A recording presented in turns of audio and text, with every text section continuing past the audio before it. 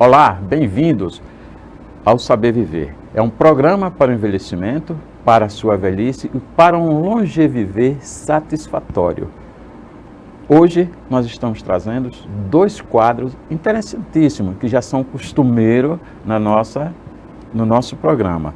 É o quadro que vocês bem conhecem, Conhecendo o Estatuto do Idoso, que nós vamos falar do capítulo 5, que traz 3 artigos, vou trazer hoje 3 artigos, o 23º, o 24º e o 25º, e no quadro Viver é Saber, nós vamos falar com um psicólogo clínico e terapeuta de casal, meu amigo, né, que eu sou fã dele, é público, é o Farley Monteiro.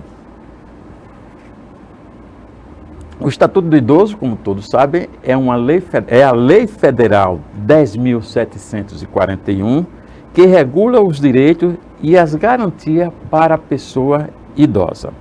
O capítulo 5, que eu citei no início, ele fala da educação, cultura, esporte e lazer para a pessoa idosa.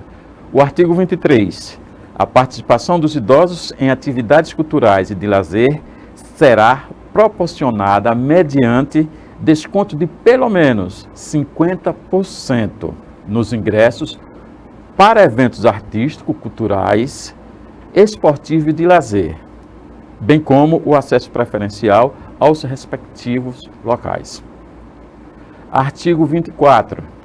Os meios de comunicação manterão espaços ou horários especiais voltados ao público idoso, com finalidade informativa, educativa, artística, cultural e ao público sobre o processo do envelhecimento. Isso daí nós estamos contemplados.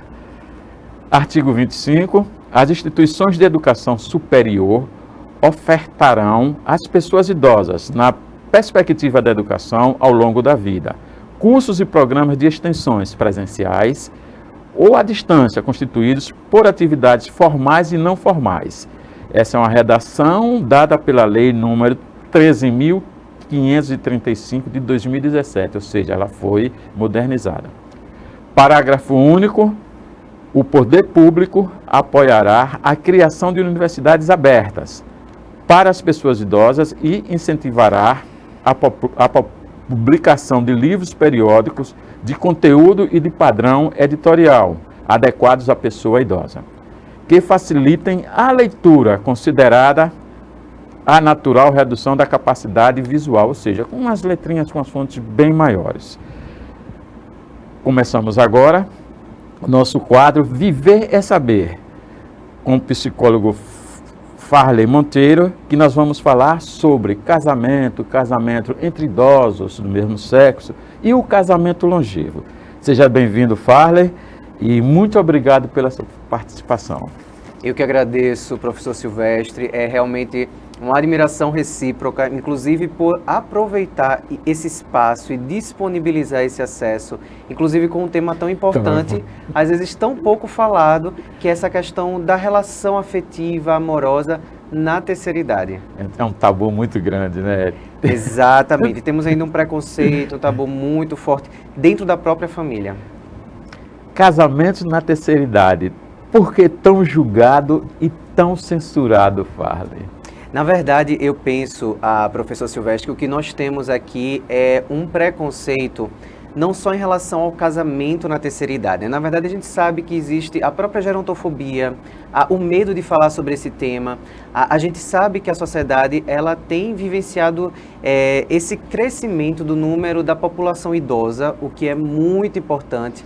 E antes, a gente tinha um padrão, inclusive a própria estrutura familiar, né? O idoso, ele não conseguia viver tanto tempo, né? E por conta disso, a própria saída do mercado de trabalho, a própria questão da mortalidade que acontecia mais cedo, fazia com que na terceira idade houvesse apenas esse movimento da terceira idade, do idoso, como aquele que está em prol da família.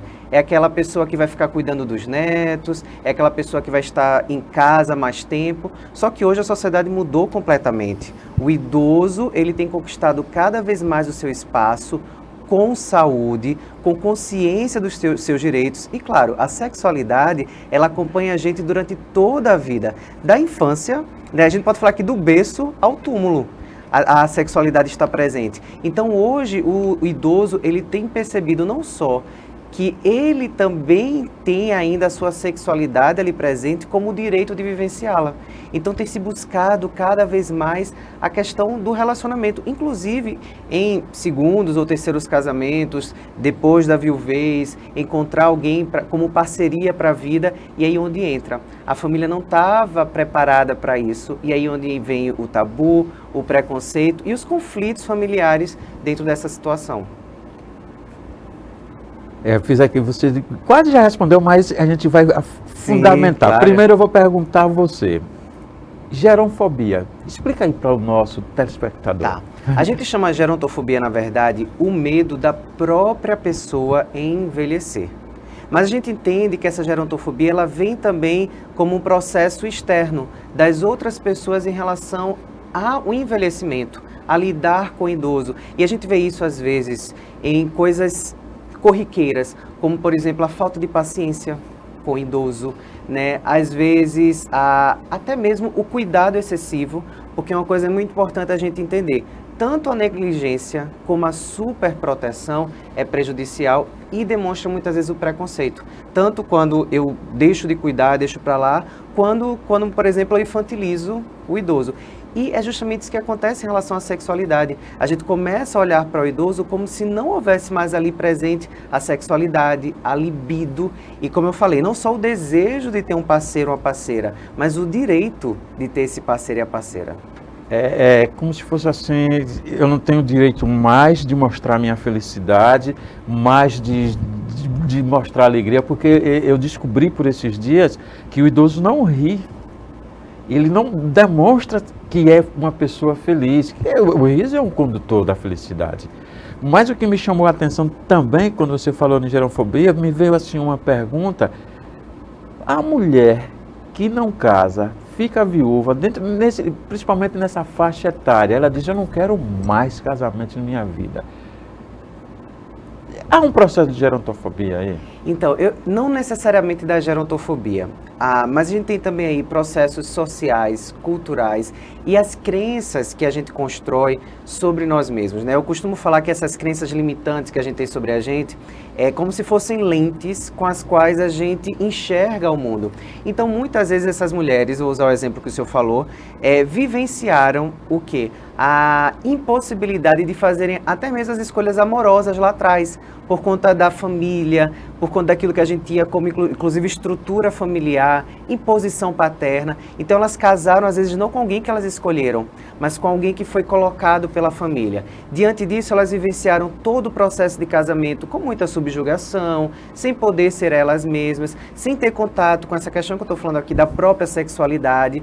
E aí, tiveram que, até a morte, por exemplo, do parceiro, se submeter àquilo. Quando elas saem desse jugo, elas se sentem livres, elas passam a experimentar uma liberdade que elas nem sabiam talvez que existissem. Então muitas vezes a crença que elas acabam tendo sobre o casamento, sobre ter um novo parceiro, é de que novamente eu vou estar debaixo de um jugo. Então eu não quero isso, eu prefiro não me relacionar. Então muitas vezes essa lente, essas crenças limitantes internas, muito também da influência sociocultural que estamos ainda desconstruindo e reconstruindo, leva essa postura de muitas vezes não buscar um parceiro e muitas vezes, eu vou repetir, não se permitir ou não se perceber no direito de viver a própria sexualidade.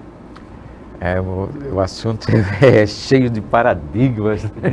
Muitos paradigmas. Muito forte Olha, você falou em família, que é o principal entrave, é o motivadora de discórdias e de conflitos. Qual a solução que o casal de idosos que vão ter um relacionamento na faixa etária, né, de 60 ou 70 anos, que quiserem se unir, o que é que ele deve fazer para ficar um casamento feliz na questão do relacionamento com as famílias? Eu sugeriria, primeiro, a busca por um autoconhecimento.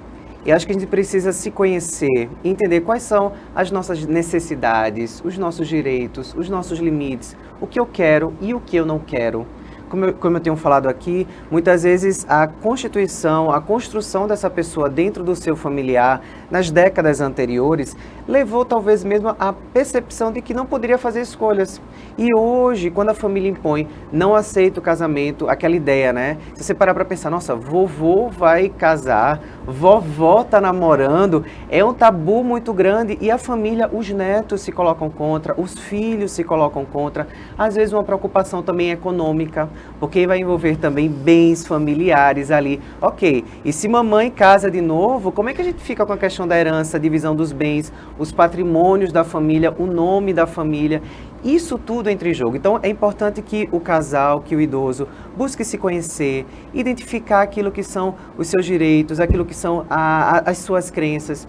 Uma outra coisa também muito importante, a importância de se fortalecer nessa relação, entender realmente se o outro está nessa relação, se é uma relação em que vale a pena investir, porque se vale a pena investir, se é uma relação segura, se é uma relação agradável, se é uma relação inclusive onde há respeito, confiança, onde há realmente parceria, vale a pena sim estarem juntos para apresentar à família o quanto isso está fazendo bem. E assim como acontece com a criança, o Estatuto do Idoso, ele é construído para justamente pensar e defender aquilo que é o melhor para o idoso.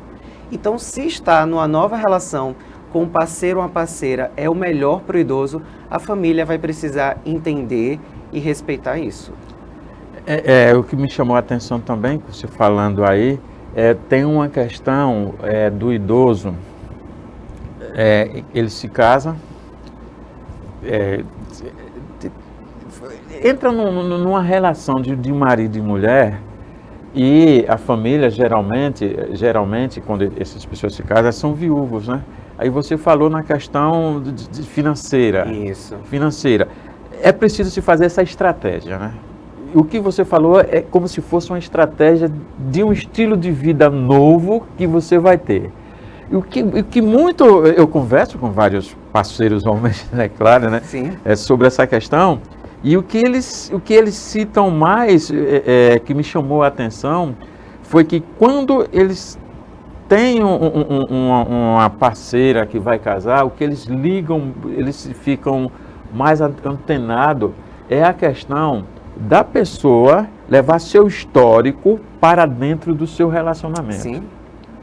Como é que você pode fazer isso, que a pessoa não leve a história? Por exemplo, tem mulher que vai, nos primeiros dias do casamento, vai falar tudo do relacionamento, vai falar tudo do outro. Isso aborrece até isso por conta da mulher. Claro. Como é que você pode, se você estiver nessa situação? Tá, é por isso que eu falei a importância do autoconhecimento, né? Porque é impossível nós não trazermos bagagens da experiência de vida de outros relacionamentos para a relação onde a gente está agora. Só que essa bagagem, ela precisa estar muito bem processada dentro de nós, muito bem organizada para que não venha afetar essa nova relação. Tá? Então, aqui, por isso que é tão importante o processo de autoconhecimento. E quando a gente fala, por exemplo, sobre psicoterapia, sobre o acompanhamento psicológico, é justamente o processo pelo qual a gente consegue desenvolver esse autoconhecimento, processar melhor toda essa vivência. Imagina só uma pessoa, por exemplo, com um histórico de 40 anos de casada, né? E aí ela entra numa nova relação. Sem dúvida nenhuma, aquilo que ela entende até como amor, tanto o amor ao outro como o amor próprio, ele vai ser completamente influenciado por essa experiência de 40 anos com essa pessoa. E se essa experiência for negativa, ele já vai entrar nessa nova relação extremamente limitado, com barreiras, né? E eu, inclusive, eu trabalho hoje, eu atendo pessoas idosas, entrando nessa questão de novos relacionamentos já com 60, 70 anos, e o maior medo é justamente isso. Primeiro, será que eu não vou repetir o que eu vivi até aqui? Será que eu não vou encontrar apenas alguém que vai me tratar como aquele outro parceiro? Morrendo de medo na questão da sexualidade, mas eu, idoso, eu, idosa, e a gente sabe que existe sim questões hormonais, orgânicas, fisiológicas que vão marcar essa nova fase da terceira idade, mas isso não significa que o idoso não tem libido. não tem desejo. Isso não significa que não possa haver relações sexuais e mais, que a relação, ela não pode ser uma relação boa, saudável, né, que nos nutra, ainda que, por exemplo, a gente não vai viver isso como viveria na nossa adolescência. Cada fase, na verdade, ela é rica e ela tem aquilo que a gente pode tirar como proveito, né, como elementos importantes. Então, na terceira idade isso é possível. Tá? É importante que você busque, se você é idoso, idosa está me ouvindo, busque se conhecer, processar tudo isso que você viveu, vencer os traumas que também ficaram e se abrir para você e para essa nova relação. Com cuidado, com cautela, porque nós sabemos sim que na nossa sociedade pode aparecer alguém querendo tirar proveito do idoso, da idosa, né? Porque a gente sabe que essa pessoa ela vai estar buscando uma companhia. A gente busca isso como ser humano e alguém pode se aproveitar disso, mas isso não significa que a gente não possa encontrar um parceiro, uma parceira que queira realmente algo saudável, valioso e longevo. Como diz o outro, né? São questões que nós temos, que nós devemos resolver. É o tal de eu sou uma pessoa resolvida. Isso, exatamente.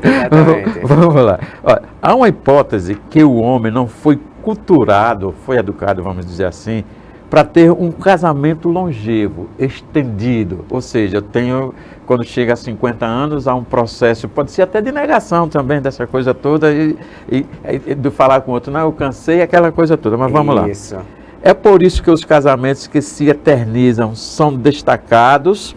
Por exemplo, muita gente, meu avô, mas minha avó tem 40 anos de casado.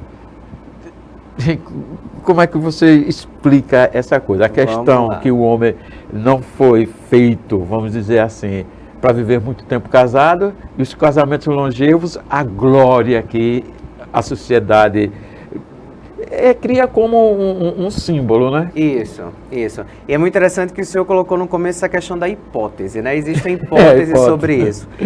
Com certeza, essa questão da fidelidade, né, da monogamia, do casamento longevo, do amor romântico, tudo isso aí, existe sim aspectos culturais. Mas o que eu queria trazer aqui para vocês que estão nos ouvindo, nos assistindo, é que pelo menos duas teorias, que elas são diferentes, mas que se propõem a entender um pouco melhor ela, né, a compreender um pouco melhor esse cenário. Uma delas é numa perspectiva mais antropológica, social, que vai defender essa questão da fidelidade, né, do permanecer com a mesma pessoa até o final da vida, a questão da monogamia como um processo econômico-cultural, tá? Que vai defender o quê? Que dentro daquilo que são os estudos socio-históricos, de que por conta, depois da Revolução Industrial, a formação da burguesia, até para que financeiramente, economicamente, a família ela pudesse permanecer com os bens e tudo isso, não seria viável, economicamente falando, filhos, né, reconhecidos, inclusive, de outras parceiras. Então se fazia questão, tanto que daí vem toda aquela questão do sobrenome, da força do sobrenome, da família. E aí uma corrente defende que isso daí nos mostra que isso aqui é um processo econômico-cultural, mas não biológico.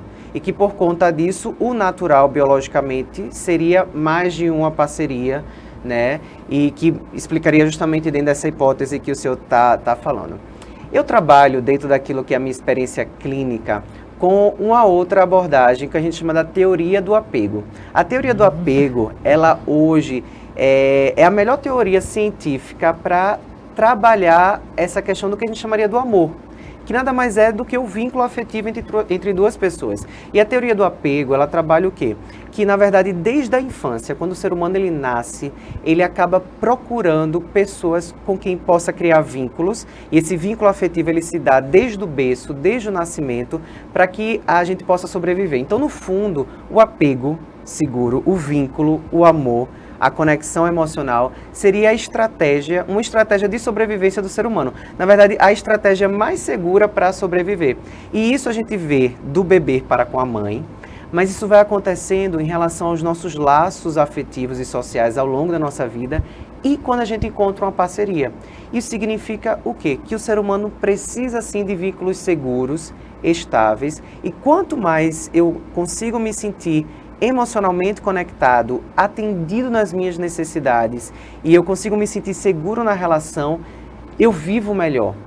Tá? E aí a teoria do apego, ela acaba hoje tendo vários artigos, várias pesquisas mostrando justamente isso, tá? O quanto transtornos mentais e psiquiátricos, eles acabam sendo muito menores em pessoas que têm boas relações, relações estruturadas e relações longevas. Mas mais importante do que uma relação que dure muito, é uma relação longeva, duradoura, com qualidade.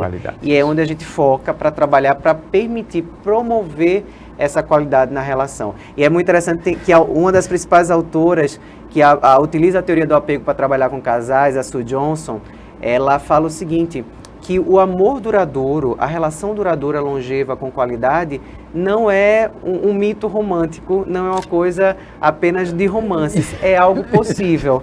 E a gente consegue trabalhar isso, inclusive, na perspectiva clínica, para promover isso para os casais, não só idosos, porque o envelhecimento a gente começa a trabalhar lá atrás, desde o início da vida, né? Uma relação longeva, duradoura e com qualidade também precisa ser começada a trabalhar desde o começo para influenciar lá na frente também. Até a mídia, as fotonovelas ainda não estão explorando o casamento longevo, né? Isso, exatamente. Ainda não exatamente. Olha, dentro do assunto que nós estávamos conversando, por que acontece menos casamentos entre idosos da classe mais, vamos dizer assim, abastada, favorecida financeiramente, do que os idosos mais pobres? Os idosos mais pobres, eles casam mais. Vamos lá. Na verdade, assim, eu vou ser sincero para o senhor que eu desconheço hoje pesquisas específicas sobre isso e fica até de sugestão para pesquisadores que estejam nos assistindo, que eu acho um tema interessantíssimo. Pelo menos fale. Na prática, idoso, né? O idoso pobre, quando ele vai casar, ele espalha, ele compartilha. Talvez o idoso mais abastado, ele não... Isso, e sem dúvida nenhuma, a gente tem aqui, possivelmente, a questão econômica, patrimonial também envolvida.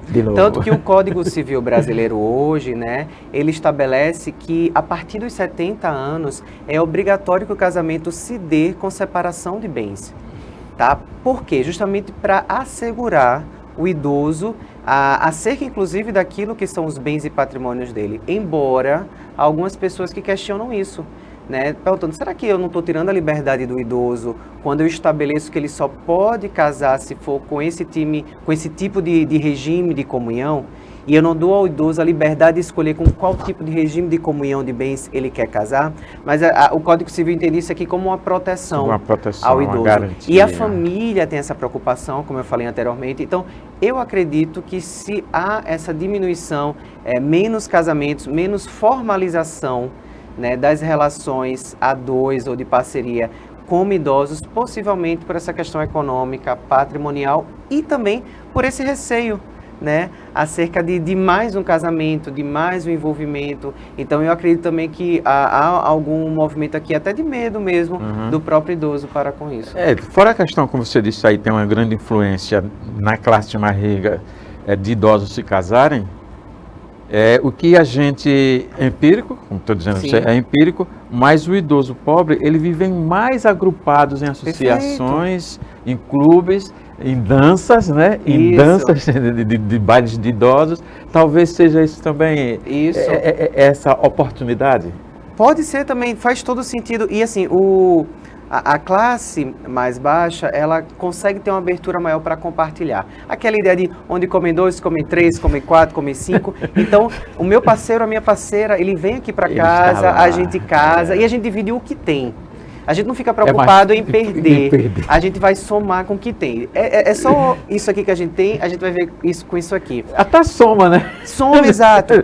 Com classes sociais mais altas, como eu falei, a gente vai ter bens, patrimônios, herança.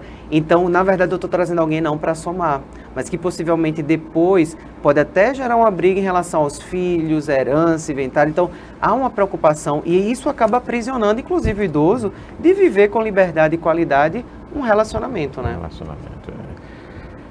Outro tabu grande, Sim. deixa eu ver se é ele agora. Não, a solidão e o isolamento, como também os centros de convivência, associações, clubes, programas de internet, são motivadores de casamento ou de qualquer outro relacionamento entre idosos? Excelente pergunta. E aqui eu vou até tentar separar em duas partes. Primeiro, essa questão do isolamento, né? A gente sabe hoje que o isolamento, ele gera muito adoecimento mental. Ele está presente em boa parte dos transtornos que se desenvolvem. E é por isso que a gente sofreu tanto e está sofrendo durante a pandemia. Porque a gente não nasceu como seres sociais para viver isolado. E nós fomos obrigados a um isolamento social. Compulsório. Isso, somado, né, com os outros medos que o vírus e a pandemia gerou, mas o isolamento adoece. Tá? Então, o idoso, como qualquer outro ser humano, mas nessa fase, inclusive, de maior limitações que podem vir a acontecer, o isolamento ele adoece emocionalmente. E aí, o movimento de buscar ter alguém. E aí, os centros de convivência, as associações, os espaços onde pode haver, né? Hoje é mais difícil a aglomeração. Não, né? não, mas eu só abri um parênteses. Eu criei um centro, um clube social e virtual. Isso, exatamente. E aí veja o quanto isso é positivo, porque o idoso ele se sente vivo, acolhido, valorizado, e sem dúvida nenhuma isso faz muito bem para a saúde dele. E lógico, se eu tenho um contato com outros idosos, com alguém com quem eu me identifico, tá? Isso promove, sem dúvida nenhuma, mais relacionamentos, inclusive afetivos, e os aplicativos sociais, essas oportunidades virtuais, se puderem ser aproveitadas, e quando são aproveitadas, elas também contribuem. Me fala aí sobre o casamento homoafetivo. O casamento homoafetivo na terceira idade, ele acaba sendo um tabu ainda maior. Se falar sobre casamento e relações na terceira idade já é um tabu, falar sobre isso entre pessoas do mesmo sexo se torna um desafio ainda maior. Inclusive, há pesquisas recentes não, né?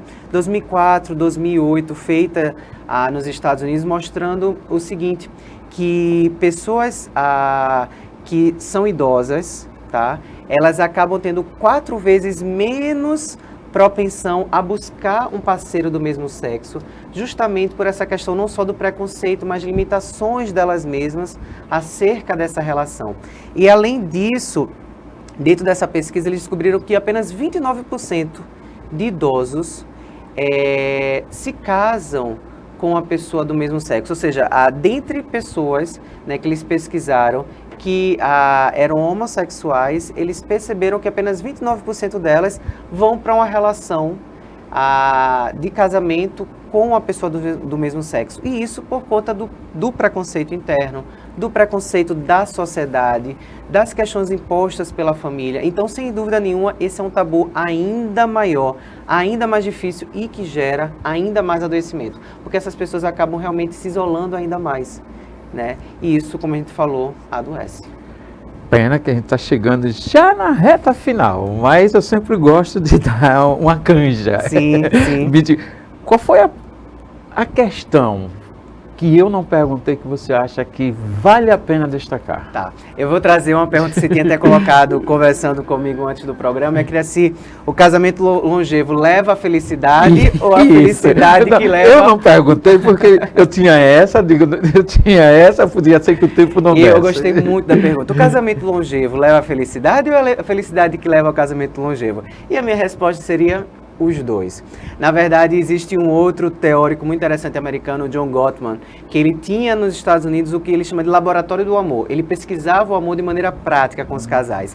E ele estabeleceu o que seria a fórmula do amor. O que é a fórmula do amor?